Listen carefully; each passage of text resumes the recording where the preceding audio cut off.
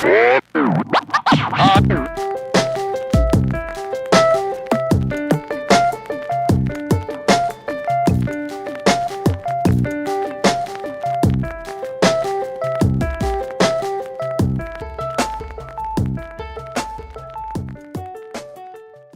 start from the high note of the same pentatonic mode. So we'll start up on the flat 7. Cool. And then we can go down to the next string. And then we'll slide up 2 frets.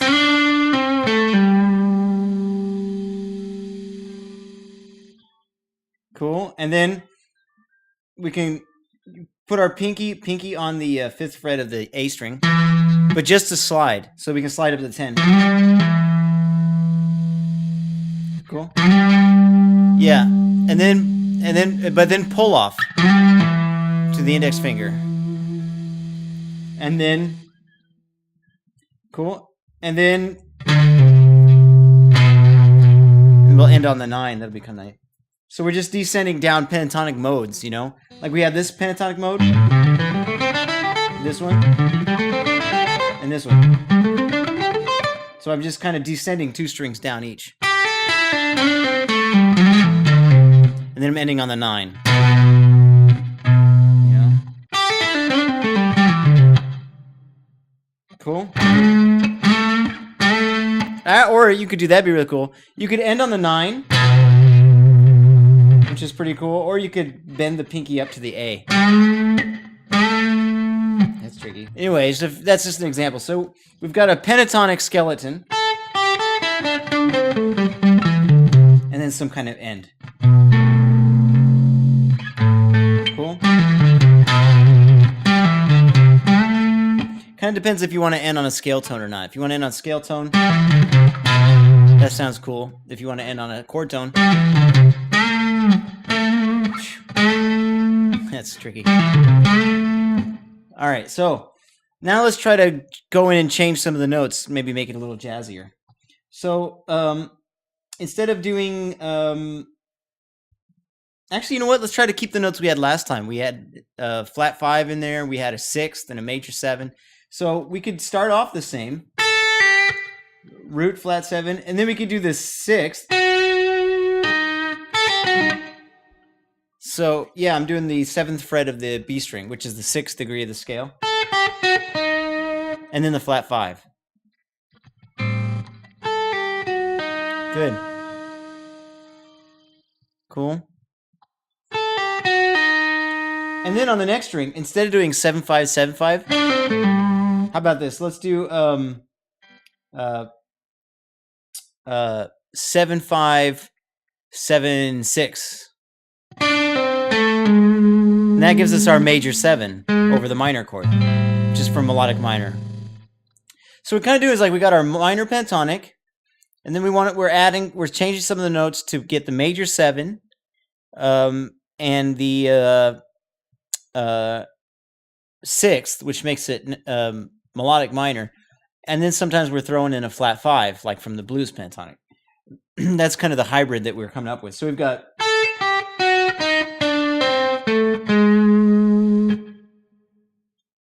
Try that far? Yeah, and the fingering, I wouldn't want to be like in a situation where I'm going pinky, middle, pinky, ring. That's the kind of thing like only when if I like watch a lot of prog and I've got this like really extreme desire to be super independent with all my fingers and like, well, that's hard, that's cool, let me do it. Then I get that way. But otherwise, like speaking practically, that makes a lot more sense, you know. Maybe even middle index, because we are moving this way, so it makes sense to use the fingers on your left since you're heading on the right. You need fingers on the right to continue going to the right. You know what I mean? All right, so we got like that. So ring index, pinky index, ring index, middle index. Yeah, all right. Because we're moving upward, so we want more fingers. So next we could do I guess the same thing as before. It should be 10th fret, 7th fret, because that's going to be the flat 7 and the 6th. Cool. All right, and now to be interesting, we can do flat 5, and then the third, minor third, flat third. So that's 11, 8. Yeah. Now we got.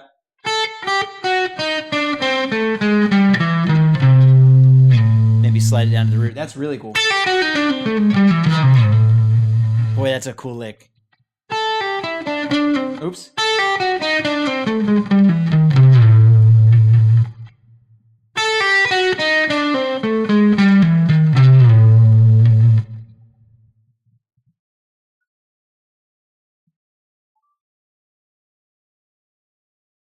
I use the index. I use the on 10-7. I use pinky index, and on 11-8, I use pinky index.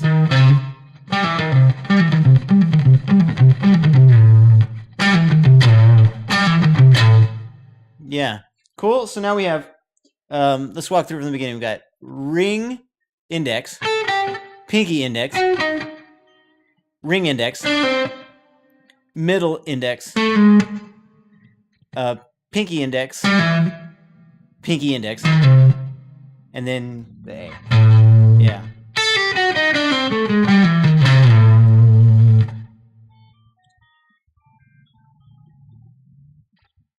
Yeah. Now you could add some slides in there too if you want.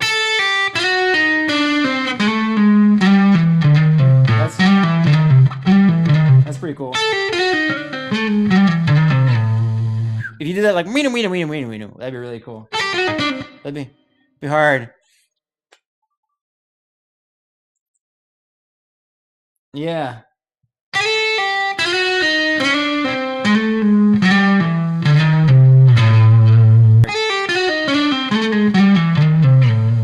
Maybe you just it's kind of fun to practice that way. You could slide some of them, not all of them.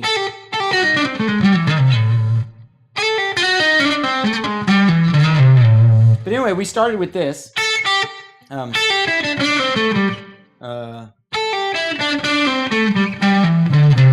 Just pentatonics. And now we have a lot more interesting. You could do this backwards.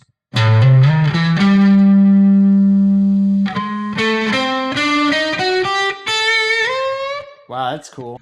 But anyway, so that's like combining, taking something like the pentatonics, trying to play more interesting notes than the pentatonics, but using the pentatonics as like your point of reference because it's something every guitar player knows better than other things, seems like. And then why one finger over another usually has to do with where you're going. So when you're designing a lick, you've got all the time in the world to think about that stuff. Like, why would I use one finger over another, It's because we're going this way. And so we kind of want to, conserve some of our rightmost fingers for going right, up the fretboard.